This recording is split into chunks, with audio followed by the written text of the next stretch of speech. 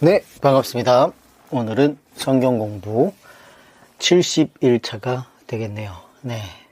어제가 신구약 시작하는 날이었죠. 신구약 중간사를 잘 들었는지 잘 모르겠네요. 신구약 중간사는 정말, 쉽지 않습니다. 역사고 세계사다 보니까 어느 정도 알아야 되고, 어제 녹음을 한 1시간 40분, 50분을 하다가 너무나 지루할 것 같아가지고 중간에 대부분을 잘라가지고 원래는 메데, 페르시아, 그리고 헬라, 하스몬, 헤롯 왕조 이렇게 다 역사 어떻게 진행되는지 간단하게라도 이렇게 했는데 그걸 다 들으면은 너무 지루할 다 들을 것 같지도 않더라고요. 그래서 잘라가지고 앞부분 그냥 고레스 부분만 잠깐 하고 그리고 중간 부분은 거의 다 편집해서 올려드렸는데 유튜브를 제가 올려드린다고 해놓고 안 올렸네요.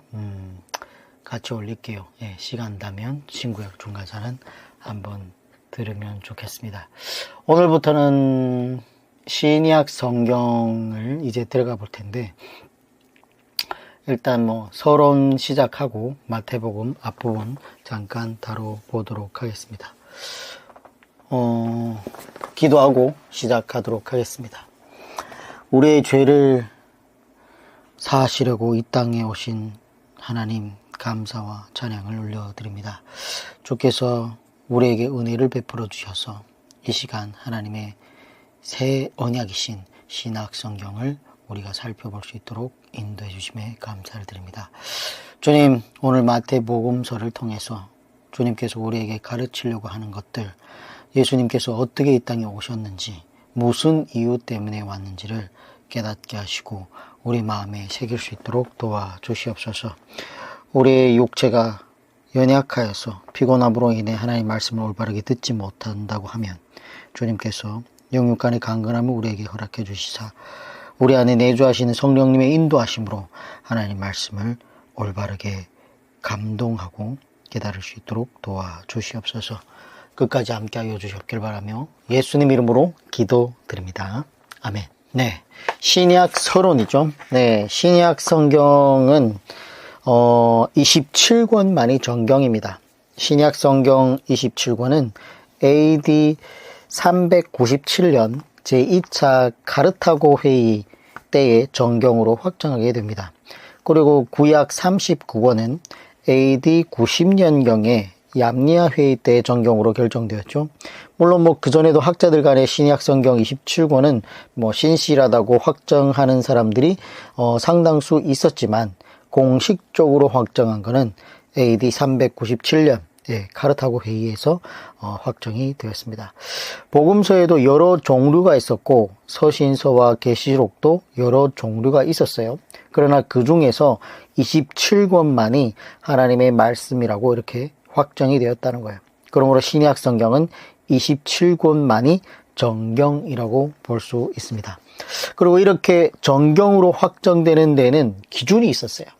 그냥 아무 기준 없이 선정했던 게 아니고 그 기준이 있었는데 첫째, 사도성이었습니다.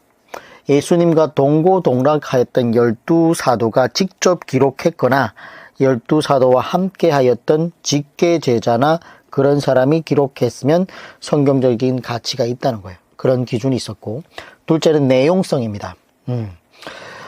내용이 다른 성경과 상충되거나 맞지 않으면 안 된다는 거예요. 하나의 줄기를 가지고 내용적인 통일성이 있으면 정경적인 가치가 있다고 판단한 겁니다. 셋째는 보편성이었어요. 당시 사도들과 제자들과 초대교회 지도자들을 통하여 인정받아서 인용되고 있어야 하고 보편적으로 사용되고 있어야 됐다는 거예요. 네, 넷째는 영감성인데 성령으로 영감된 책이라면 읽을 때에도 그리고 설교할 때에도 동일한 영감을 불러일으켜야 된다는 거예요. 그러므로 영감을 불러일으키는 책이라면 정경의 가치가 있다라고 한 것이죠. 그렇게 네 가지 기준을 가지고 정경을 이렇게 확정하게 되는데, 그리고 사도행전 15장에 보면 제1차 초대교회인 예루살렘 공회회가 나옵니다. 그때 그 회의의 원리는 어떻게 얘기를 하고 있냐면 성령과 우리는 그렇게 되어 있어요. 사도행전 15장 28절인데 그래서 사람이 결정한 게 아니라 성령이 감화 감동하시고 주재하시는 것으로 이루어지는 것이 교회 회의의 특징이라는 거예요. 그러한 의회라면 그 회의에서 결정된 정경이라면 권위가 있는 책이다. 이렇게 인정을 하고 있는 거죠. 그리고 그 회의에서 배제되었을 때는 그 책은 권위가 없다라고 이렇게 결정된 겁니다. 그리고 지금 이 27권 신약 성경 27권 이외에는 그 어떤 책도 더 할 수 있다 없다? 없다라는 거예요. 요한 계시록까지 해가지고 계시가 이미 완성된 것이고 더 이상의 계시는 인정할 수 없다라는 거예요. 이 말은 창세기부터 계시록까지 66권만 하면 우리가 이 땅에서 거룩하고 참되고 정직하게 그리고 하나님을 사랑하고 이웃을 사랑하고 그리고 영원한 생명을 얻고 성화되는데 조금도 부족함이 없다는 거예요. 그러므로 이 66권 이외에 다른 어떤 계시도 필요하지 않을 만큼 66권이 모든 문제를 해결하고 풀기 때문에 완전하고 충분하다는 것이고 그렇기 때문에 완벽하게 하나님 섭리 가운데 이 66권이 완성되었다는 거야. 그래서 이 성경 66권 이외에 다른 걸 더하면 안 돼요, 자꾸만. 근데 이단들이 그렇게 많이 하죠. 제가 알고 있는 이단 전능하신 하나님 교회라고 해가지고 전능교회라고도 하죠. 그 교회 같은 경우에는 성경을 보는 게 아예 딴 책을 봅니다. 그러니까 잘못된 거죠. 그리고 신약 성경 27권을 분류해보면 마태, 마가, 누가복음은 우리가 흔히 공관복음이라고 하죠. 동일한 관점에서 기록된 성경책이라는 거예요. 그래서 예수님의 공생애에 집중하고 있습니다. 그리고 요한복음은 조금 다른 관점에서 예수님을 소개하고 있죠. 그래서 마태, 마가, 누가복음은 사복음서 중에 공관복음이고 요한복음은 하나님을 예수님이 하나님이시다. 이런 관점을 갖고 이렇게 얘기를 하고 있는데 그래서 마태, 마가, 누가, 요한복음을 우리가 사복음서라고 하고 있죠. 그래서 AD 64년 네로 황제의 박해를 기점으로 상당수의 사도들이 순교하게 되고 그리고 각 나라로 흩어지면서 복음 문서의 필요를 느끼게 된 겁니다. 그래서 AD 64년 네로 황제의 박해 기점으로 해가지고 복음서들이 왕성하게 기록하게 되는데 그 다음에 나오는 게 둘째는 역사서죠. 역사서. 네. 신약 성경의 역사서라고 하면 사도행전을 말하고 있습니다. 그래서 사도행전의 전반부는 베드로로 중심으로 하고 있고 후반부는 바울 중심으로 초대교회의 역사가 기록되어 있습니다. 그래서 첫째는 그리고 세 번째는 서신서죠. 서신서. 서신서는 총 21권이 있습니다. 그 중에 바울 서신이 13권을 차지하고 있죠. 그래서 첫째로는 교리서신으로 로마서, 에베소서, 골로새서, 요한 1서가 교리서신으로 되고 있고 둘째는 교정서신, 데살로니가 후서, 고린도 후서, 갈라디아서, 빌립보서가 교정서신이고 이런 성격을 알고 있어야 성경을 이해하는데 도움이 됩니다. 데살로니가 후서와 고린도 전후서와 갈라디아서와 빌립보서는 교정서신. 그렇기 때문에 책망하는 부분이 많은 그런 분위기를 파악할 수 있어요. 셋째는 격려서신, 칭찬하고 격려하고 그런 내용이 가득 차 있는 성경으로 데살로니가 전서나 베드로 전서 그런 책들이 이렇게 격려서신이죠. 넷째는 통보서신. 통보서신으로 하면 요한 1서나 요한 3서 내가 곧 가겠다 뭐 이런 얘기를 하고 있죠. 그리고 다섯째로는 경계서신으로서 베드로 후서와 유다서 이단을 경계해라 이런 당부의 말씀을 하고 있죠. 여섯째는 당부서신으로서 빌레몬서이고 일곱째는 권면서신으로서 히브리어서와 야고보서가 권면서신이 되겠습니다.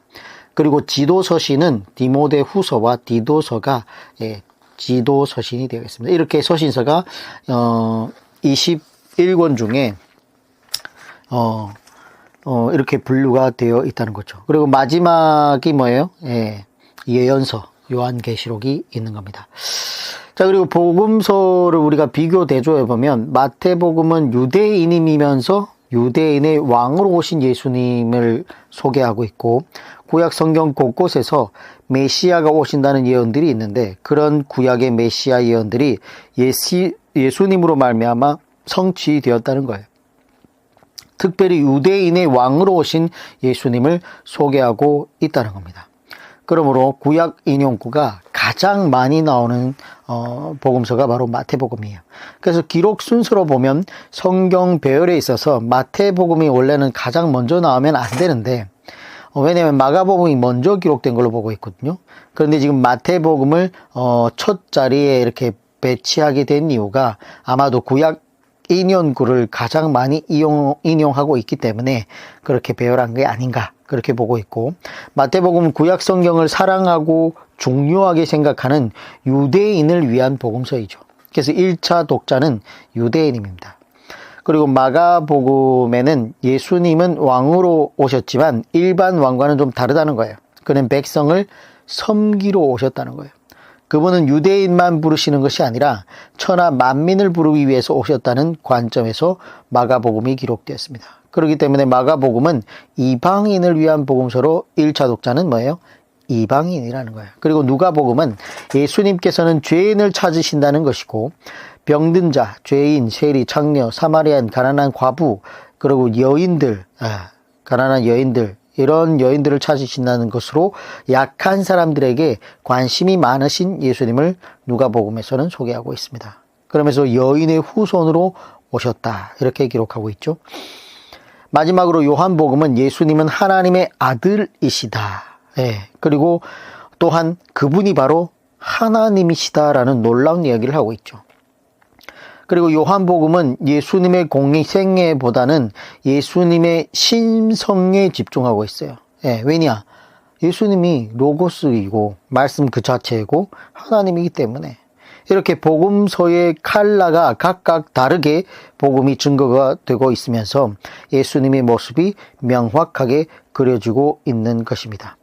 그래서 우리가 그동안 구약을 통해서 성부 하나님에 대해서 배웠지 않습니까? 이제는 사복음서를 통해서 예수님을 배울 차례고, 그리고 사도행전 이후에는 성령 하나님에 대해서 배우게 될 겁니다. 그래서 사복음서는 뭐예요? 성자 하나님, 예수님을 우리가 함께 만나보도록 하겠습니다. 그래서 마태가 예수님에 대해서 증거하고 싶은 것은 다음과 같은 메시아, 이렇게 쭉쭉쭉 구분을 했는데, 마태는 좀 기록 방법이 독특해요.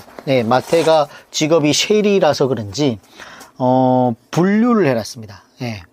어떤 때는 그냥 병자들만 쭉 고치다가, 어떤 때는 그냥 설교만 쭉 하시고, 그래서 마태의 직업 특성상 세리라서 그런지 분류를 잘해요. 분류. 예를 들면 뭐 부가가치세는 부가가치세대로, 재산세는 재산세대로 이렇게 분류를 잘하는 것처럼 예수님의 공생애와 그 기적들을 한데 이렇게 분류를 해서 묶어 넣은 걸로 보고 있습니다.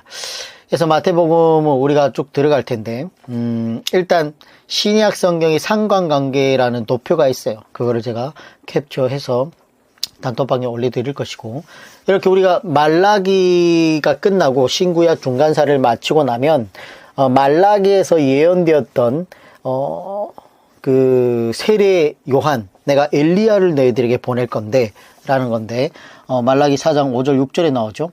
그래서 그 세례 요한을 만나기 위해서 먼저 우리가 마태복음 3장으로 가야 됩니다. 그 전에 먼저 마태복음도 우리가 7하 원칙으로 살펴봐야 되겠죠. 그래서 7화 원칙으로 만약에 마태복음을 정리를 한다면 기록 시기는 AD 60년에서 70년경에 기록된 걸로 보고 있습니다.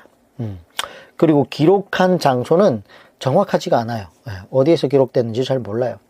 기록한 자는 레위라 하는 마태, 레위라 하는 마태가 기록을 했고, 이 마태는 12사도 중에 굉장한 실력자였었어요.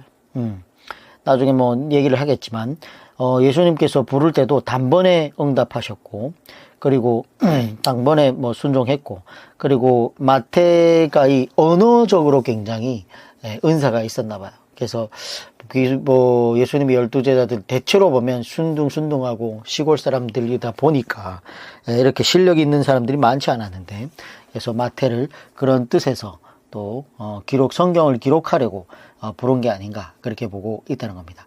대상자는 예수님 당시의 유대인들을 대상하고 있습니다. 중요한 내용은 아브라함과 다윗의 자손이신 예수님이 바로 누구다? 메시아시다 라는 중요한 내용을 갖고 있고, 기록 방법은 예수님의 공생애를 5개의 긴 설교로 분류하고 기록하고 있습니다. 기록 목적은 유대인들에게 예수님을 메시아로 믿게 하기 위해서 기록한 목적이 되겠습니다. 그래서 우리가 아까도 얘기했지만 말라기와 신구약 중간사를 이어서 본다고 하면 마태복음 3장으로 먼저 가서 3장 1절부터 쭉 읽어보면 3장 1절부터 3장 17절까지 쭉 읽어보면 세례 요한의 이야기와 예수님의 그 세례받는 모습이 나오고 있습니다. 자, 3장 1절, 그때 세례 요한이 이르러 유대 광야에 전파하여 말하되 회개하라, 천국이 가까이 왔느니라 하였으니 그는 선지자 이사야를 통하여 말씀하신 자라 일렀을 때 광야에 외치는 자의 소리가 있어 이르되 너희는 주의 길을 준비하라, 그가 오실 길을 곧게 하라 하였느니라. 예, 선지자 이사야를 통하여 말씀하신 자라 일렀을 때, 그러니까 예언되었던 자라는 거죠. 세례 요한은 3장 4절, 이 요한은 낙타털 옷을 입고 허리에 가죽띠를 띠고 음식은 메뚜기와 석청이었더라. 낙타털 옷을 입고 허리에는 가죽띠를 띄었다라는 걸 보면 구약 성경에 나오는 엘리야 모습하고 굉장히 비슷한 걸로 보고 있습니다. 5절, 이때 예루살렘과 온 유다와 요단강 사방에 다 그에게 나와 자기들의 죄를 자복하고 요단강가에서 그에게 세례를 받더니 요한이 많은 바리새인들과 사두개인들이 세례 베푸는 데로 오는 것을 보고 이르되 독사의 자식들아, 누가 너희를 가르쳐 임박한 진노를 피하라 하더냐. 그러므로 회개에 합당한 열매를 맺고, 중요하죠. 회개는 뭐예요? 입술로 하는 게 아니에요. 네. 합당한 열매가 있다는 거예요. 회개에 합당한 열매. 우리가 행위로 구원받는 건 아니지만 회개를 한다고 하면 그에 상응한 열매가 있어야 된다는 거예요. 그러면서 속으로 아브라함이 우리의 조상이라고 생각하지 말라. 내가 너에게 이르노니 하나님이 능히 이 돌들로도 아브라함의 자손이 되게 하시리라. 무슨 얘기예요? 너희가 정통교회에 있다고 안심하지 말라는 거예요. 정통교회에 있다고 해서 다 천국 간다 생각하지 말라는 거예요. 예. 회개에 합당한 열매가 없으면 독사의 새끼들이라, 이렇게 평가를 하고 있다는 겁니다. 자, 그래서 이미 도끼가 나무 뿌리에 놓였으니 좋은 열매를 맺지 아니하는 나무마다 찍혀 불에 던져지리라. 예, 성경은 명확하게 얘기를 하고 있죠. 우리가 구원받는 데 있어서는 하나님의 은혜, 예수님의 십자가의 보혈의 피로 구원을 받는 거지만, 구원받은 백성들에게는 뭐가 있어야 된다? 구원받은 합당한 좋은 열매를 보고, 그게 징표라는 거예요. 구원받았다는 사람들의 징표. 나는 너희로 회개하기 위하여 물로 세례를 베풀거니와 내 뒤에 오시는 이는 나보다 능력이 많으시니 나는 그의 신을 들기도 감당하지 못하겠노라. 그는 성령과 불로 너희에게 세례를 베푸실 것이요, 손에 키를 들고 자기의 타작마당을 정하게 하사 알곡은 모아 곳간에 들이고 쭉정이는 꺼지지 않는 불에 태우시리라. 이때 예수께서 갈릴리로부터 요단강에 이르러 요한에게 세례를 받으려 하시니 요한이 말려 이르되 내가 당신에게서 세례를 받아야 할 터인데 당신이 내게로 오시나이까. 예수께서 대답하여 이르시되 이제 허락하라. 우리가 이와 같이 하여 모든 의를 이루시는 것이 합당하니라 하시니 요한이 허락하시니라. 3장 16절, 예수께서 세례를 받으시고 곧 물에서 올라오실 때 하늘이 열리고 하나님의 성령이 비둘기같이 내려 자기 위에 임하심을 보시더니 하늘로부터 소리가 있어 말씀하시되 이는 내 사랑하는 아들이요 내 기뻐하는 자라 하시니라. 자, 이렇게 신구약 중간사 하나님의 무거운 침묵이 종식이 되고 엘리야, 세례 요한이 등장하여서 예수님의 오는 길을 준비하게 됩니다. 이렇게 신약과 구약이 연결되는 것을 볼 수가 있습니다. 마태복음에는 나오지 않지만 나중에 우리가 누가복음을 살펴보면 세례 요한이 예수님보다 얼마 동안 먼저 잉태가 됐어요? 약 6개월 정도 빨리 잉태가 되는 것을 볼 수 있다는 거죠. 자, 그래서 마태복음 1장으로 다시 돌아와서 마태는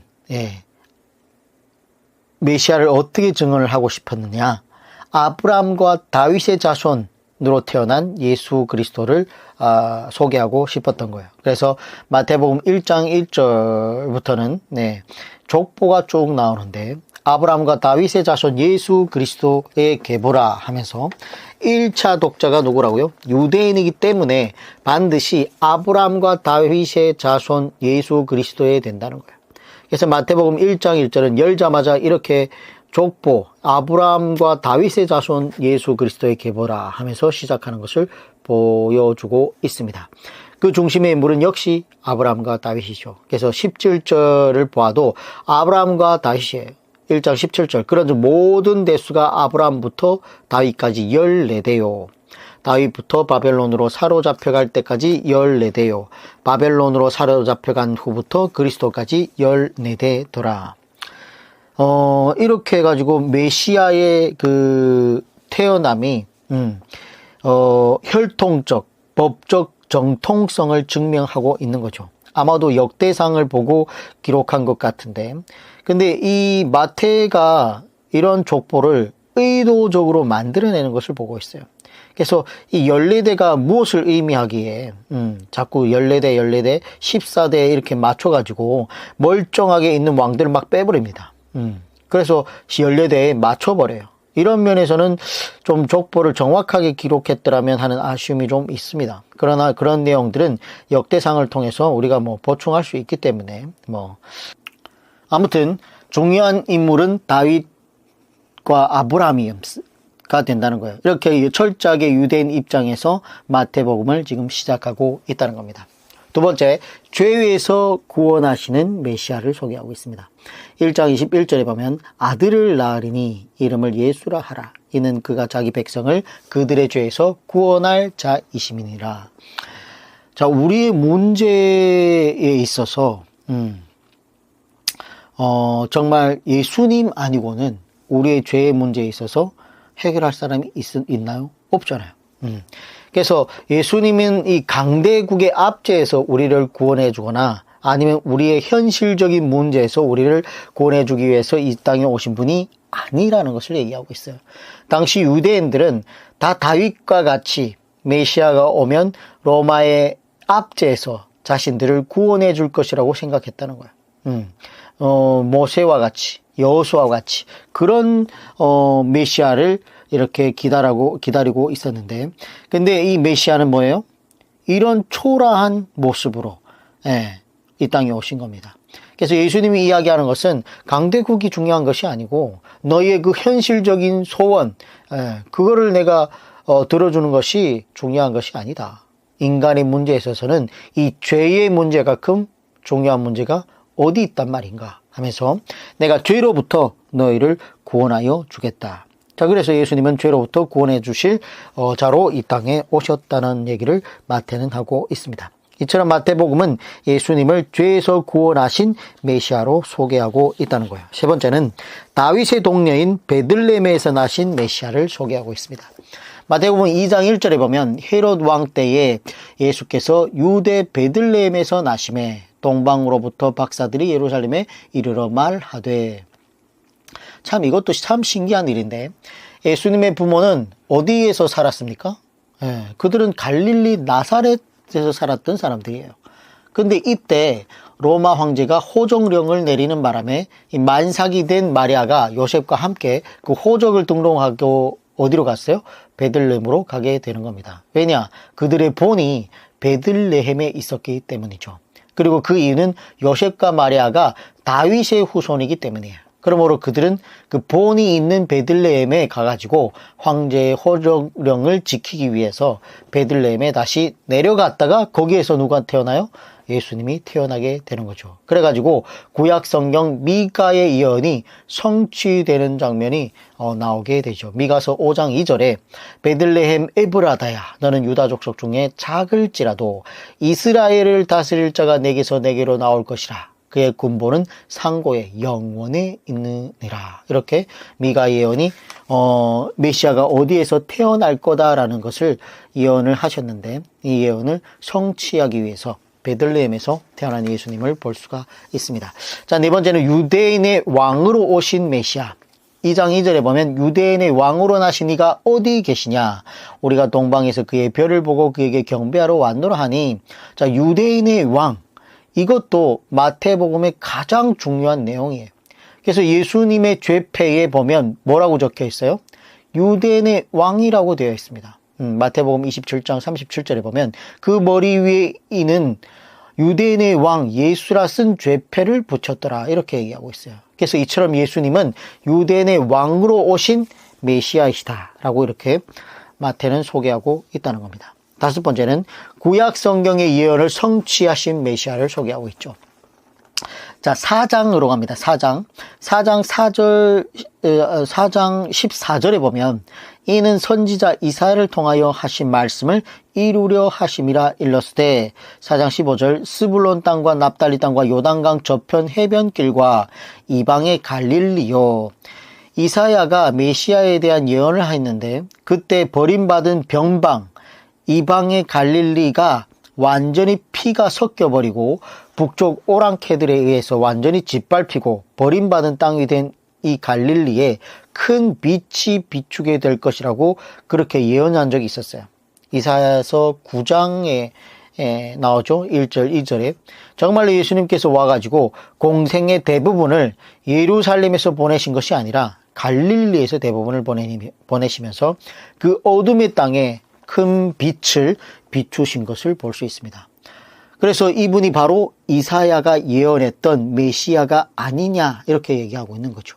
그리고 마태복음 21장 4절에도 보면 나귀 새끼를 타고 예루살렘 성에 입성하신다 라고 이렇게 얘기하고 있는데, 이것도 역시 구약 성경의 예언을 성취하셨다는 거예요. 그거는 보면 스가랴서 9장 9절에 나오는 얘기인데, 일단 마태복음 21장 4절에 보면 이는 선지자를 통하여 하신 말씀을 이루려 하심이라 일렀으되, 시온 딸에게 이르기를 내 왕이 내게 임하나니 그는 겸손하여 나귀 곧 멍에 매는 짐승의 새끼를 탔도다 하라 하였느니라. 그리고 이걸 성취가 됐다는 건데, 스가랴서의 9장 9절에 그 예언되어 있는 게 시온에 따라 크게 기뻐할지어다 예루살렘에 따라 즐거이 부를지어다 보라 내 왕이 내게 임하시나니 그는 공의로우시며 구원을 베푸시며 겸손하여서 나귀를 타시나니 나귀의 작은 것 곧 나귀 새끼니라. 이렇게 스가랴가 예언을 했는데 어떻게? 예수님께서 오셔서 그 예언을 성취시켰다는 거예요. 자, 이렇게 마태복음 곳곳에 보면 그가 구약 성경의 예언을 성취하신 분이기 때문에 이분 바로 예수야말로 구약에서 예언되었던 메시아라고 지금 마태는 선포하고 있다는 거예요. 이런 것들을 보면 우리의 감정과는 상관없이 분명하게 뭐예요? 예수님을 믿게 된다는 거예요. 이런 기록들이 사실이니까. 예언했던 것들이 성취되었으니까. 그 모든 화살이 누구를 가리키고 있어요? 예수님을 가리키고 있다는 거예요. 자, 여섯 번째는 죄인을 불러 회개하게 하시는 메시아. 4장 17절에 보면 이때부터 예수님께서 비로소 전파하여 이르시되 회개하라 천국이 가까이 왔느니라 하시더라. 세례 요한의 설교도 뭐였어요? 회개하라 이 독사의 새끼들아. 이렇게 얘기하고 시작하고 있지 않습니까?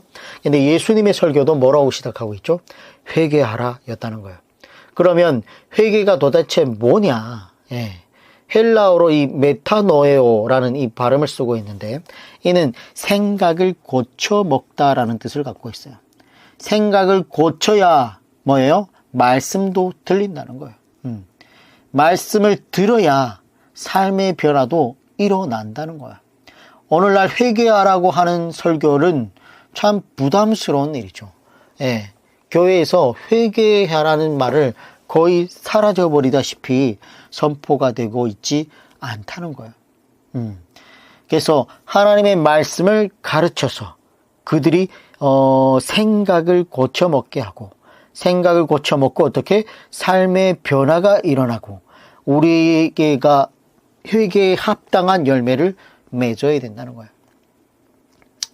그래서 세례 요한과 예수님은 오늘날과 같지 않게 사람이 듣고 싶어 하든지 듣고 싫어하든지 다 불구하고 뭐예요? 회개하라 라고 외쳤다는 겁니다. 그렇게 설교를 했다는 거예요. 그래서 오늘날 정말 전도자들은 가장 우선순위로 얘기를 해야 될 게 뭐예요? 회개하라. 회개하고 하나님께로 돌아오라. 이 말을 하는 것이 가장 핵심적이 되어야 되겠습니다. 또한 마태복음 9장 13절도 보면 이렇게 말씀하고 있는데 너희는 가서 내가 긍휼을 원하고 제사를 원하지 아니하노라 하신 뜻이 무엇인지 배우라. 나는 의인을 부르러 온 것이 아니요 죄인을 부르러 왔노라 하시니라. 야, 뭐래요? 나는 의인을 부르러 온 것이 아니요 죄인을 부르러 왔도다. 이렇게 얘기하고 있습니다. 스스로 자기를 의롭다라고 생각하는 사람들을 부르러 온 게 아니라 뭐예요? 나는 죄인입니다라고 고백하는 사람들, 그렇게 말하는 사람들을 하나님은 부르러 왔다는 거예요. 이게 굉장히 중요한 것 같아요. 자신을 죄인이라고 깨닫지 못하는 사람들은 예수님을 필요로 하지 않고 있죠. 그 죄를 해결하는 분이 예수님밖에 없다는 것을 깨닫지 못하죠. 자신이 죄인이 아닌데 예수님이 필요로 하겠습니까? 그래서 예수님께서는 나는 죄인입니다 라는 사람을 부르러 왔다는 거예요. 그래서 끝까지 나는 죄인이 아닙니다 라고 하는 사람을 부르면 결국 받지 못하는 거예요. 그래서 오늘날 물어보면 죄인이라 그러면 교만한 사람들은 대체로 자신을 죄인이라 생각하지 않습니까? 그래서 나는 죄인입니다 라고 고백하는 사람들 마음속에는 아직도 순수한 겸손한 마음이 있다라는 거죠. 그래서 하나님은 그런 사람을 부르러 왔다라고 얘기를 하고 있습니다. 자, 그래서 마태복음의 내용은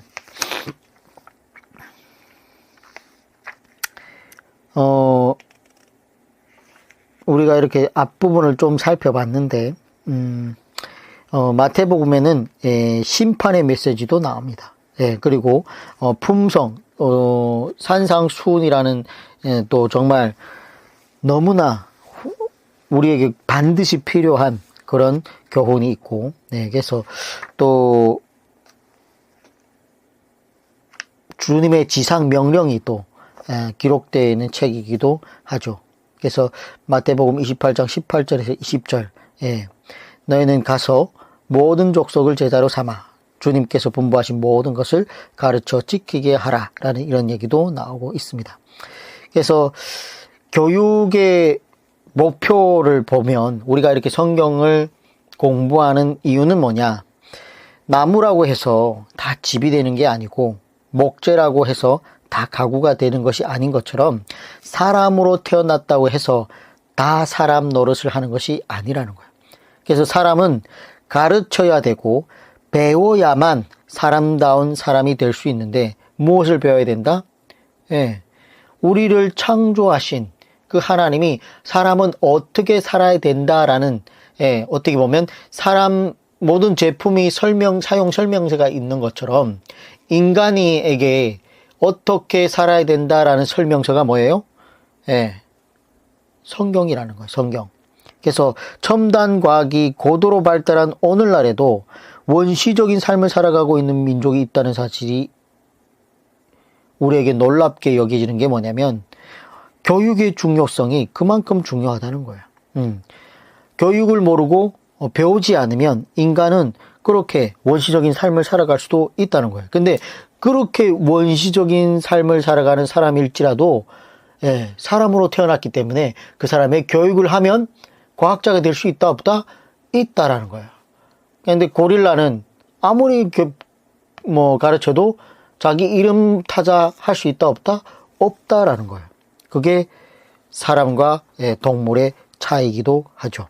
그래서 교육이 없어도 할 수 있는 것이 있죠. 그거는 하나님께서 우리 안에 넣어놓은 본능이라는 거예요. 본능. 우리가 만약 교육을 하지 않는다면 인간들도 뭐예요? 고등동물에 지나치지 않습니다. 그래서 교육을 통해 지능과 예능 그리고 체능 그런 것들이 고루 발달하도록 도와줘야 된다는 거예요. 그래서 뿐만 아니라 사람에게는 타고난 천부적인 품성이 있고 또 교육을 통해서 다듬어지는 품성이 있습니다. 그래서 능력과 함께 그 능력을 바르게 쓸 수 있는 품성의 훈련이 또한 교육을 통해 이루어져야 된다는 거예요. 그래서 그만큼 성경 말씀이 우리에게 교육적인 부분이 굉장히 크고 앞으로 우리가 레일을 살펴보게 될 텐데 산상수훈 정말 너무나 중요한 말씀이죠. 그래서 산상수훈 내용이 굉장히 방대합니다. 그래서 원래는 조금 오늘 녹음 파일이 길지 않은데 원래 앞부분을 좀 하려고 그러다가 산상수훈은 한 번에 하는 게 맞겠다 싶어서 오늘은 녹음을 여기까지 하고 산상수훈을 내일 한 번에 다뤄보도록 하겠습니다. 오늘은 날씨가 굉장히 춥다고 합니다. 아마 이 지금 추위 막바지일 것 같은데 여러분 감기 걸리지 않도록 건강관리 잘 하시고 목소리가 안 좋습니다. 저도 요즘에 자고 일어났더니 목이 또 잠기네요. 그래서 목소리가 또 나가지 않도록 여러분도 기도 한번 해주시고 기도해 주시고 신구약 성경을 우리가 다 살펴보는 날까지 얼마 남지 않았습니다. 이제 신약 성경을 지금 시작했지만 우리가 처음 시작할 때 이거 과연 다 할 수 있었던가 했는데 구약을 벌써 다 끝낸 것처럼 시간은 여러분이 원하든 원치 않든 지나가게 되어 있습니다. 그래서 앞으로 한 40일 정도면 신약 성경을 마칠 테니까 빠지지 말고 끝까지 잘 따라오시길 바랍니다.